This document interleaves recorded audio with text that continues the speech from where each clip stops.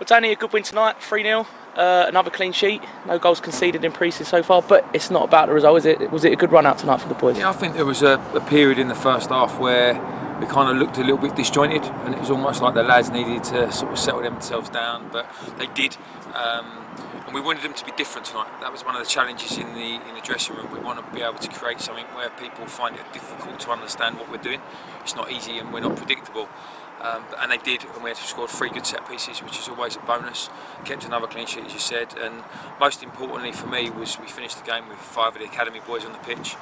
I think the average age was just over 19 we finished the game with, and they showed good quality on the ball and resilience out of possession as well. So yeah, no, good night, good night's work. And a good performance from a lot of the new lads as well. Harry, we signed in the week, scored a goal. Yeah. One of your trialists scored, and good free kick from Rowie as well. Yeah, listen, Rowie's got great quality. I think if you look at the goals, the corner delivery to the far post, which was he couldn't have been more perfect if he tried. And then we've worked on a few little things and set pieces in and around the penalty area, and that come off as well tonight. But yeah, no, listen, everyone performed well, and we go again. And we're right in the middle of the pre-season schedule now.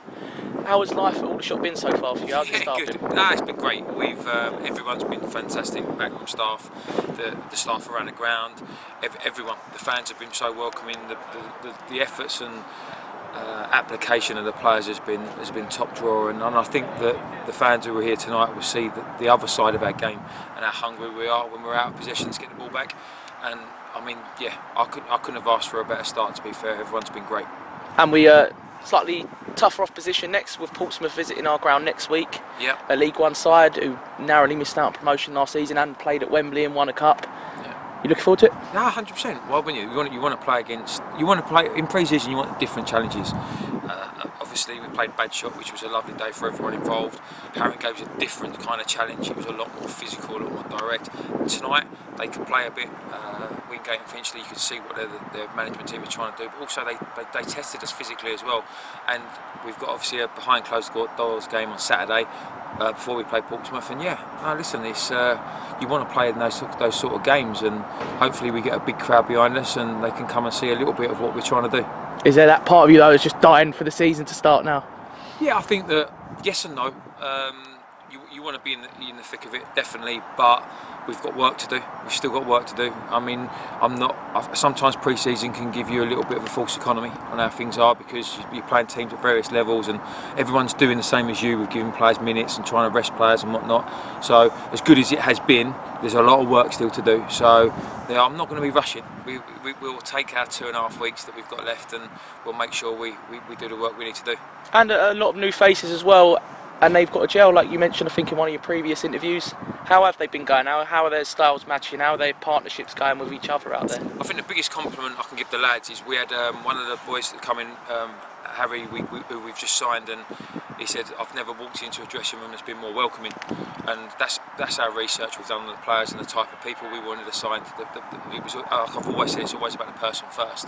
And I'd say that you probably wouldn't even know they hadn't been together that long from a gelling perspective socially. Obviously, there's still work to be done on the pitch. They're getting to understand each other's games and the types of vision and awareness each of the players and understanding behind what they're doing. But no, listen, it's a work in progress, and there is progress. So I'm happy with that. And how is transfer business? Are we almost there now with players coming in and out? I'm done. Yeah. Yeah, we are finished. Well, I say that we've got one we're negotiating with, but we're confident we can get that over the line. And then, as I said, with what we've got in the academy stock, we're happy. We're happy with what we've got. And how have them young lads been, just integrating them all into the squad? I know there wasn't many you did break through last season, but how have they? Most of the lads who played tonight played in Bedford in the trophy last year, and that was their only experience. I think that if you've got an academy system, you've got to utilise it. We've got players that, you know what, they might not reach the level we want them to in the centre of the first team, but if we can give them a career and help them to earn a little bit of a living out of the game, then that's what we should be doing. But first and foremost, these boys have shown in training and in the games that they've been in, they can handle themselves. And one thing that you will get this season from myself and the management team is these players, if they're good enough, they'll play. We've only signed a small amount of players because we've got some good young players, and that's going to be the ethos of what we're trying to do. And it's a slightly sour one. Cody walked off injured early into the game. Listen, to get through a whole pre-season with not getting one not injury, rolled ankle is obviously the utopia. But realistically, that's never going to happen. We'll assess it, and whatever time he needs to get himself fit and ready, and we've got the personnel to deal with those kind of things. So we obviously wish him back quickly, but we'll be okay.